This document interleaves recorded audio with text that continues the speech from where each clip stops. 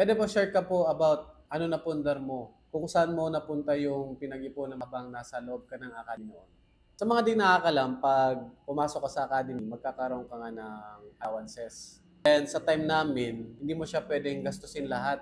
May percentage lang ng allowance mo ang kukunin mo and the rest maiipon na siya. Yung ikakaltas na makukuha mo, lang siya for training, for personal necessities, laundry, food, and etc. Yung maiipon mo na yon, makukuha mo na yon kapag graduate ka and I think pag na-dismiss ka and na-turn back.